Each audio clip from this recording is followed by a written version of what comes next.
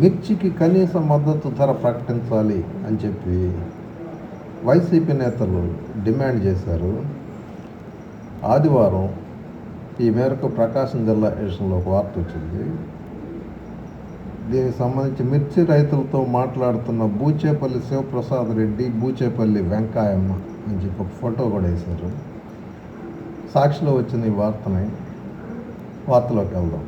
నష్టపోయిన మిరప రైతులను ప్రభుత్వం నష్టపరిహారం అందించాలి. కూటమి ప్రభుత్వం దళారులదే రాజ్యం. క్వింటా 25,000 కొనుగోలు చేయాలి. వైఎస్ఆర్సీపీ జిల్లా అధ్యక్షుడు Darsi MLA Buchepalli Sivaprasad Reddy, ZP chairperson Venkayamma demand.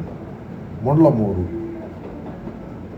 జిల్లాలోని మిర్చి పంటలు వేసిన రైతులు కనీస మద్దతు ధర ప్రకటించాలని వైఎస్ఆర్సీపీ జిల్లా అధ్యక్షులు దర్శి ఎమ్మెల్యే డాక్టర్ బూచేపల్లి శివప్రసాద్ రెడ్డి, జిల్లా పరిషత్ చైర్పర్సన్ బూచేపల్లి వెంకాయమ్మ డిమాండ్ చేశారు.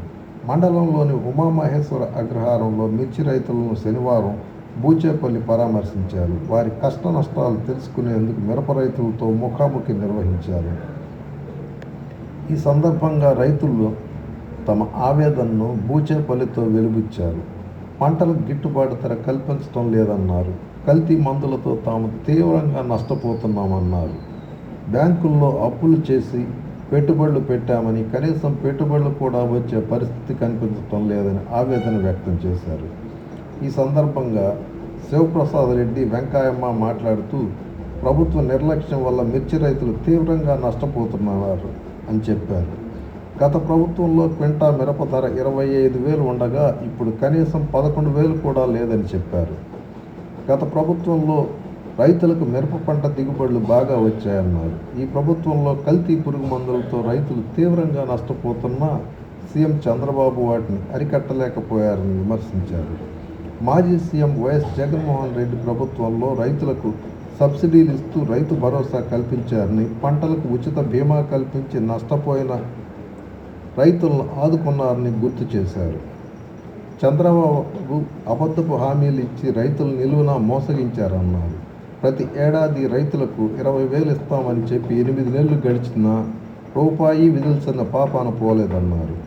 పంట నష్టపోయిన రైతుల వైపు కన్నెత్తి కూడా చూడటం లేదని చెప్పారు.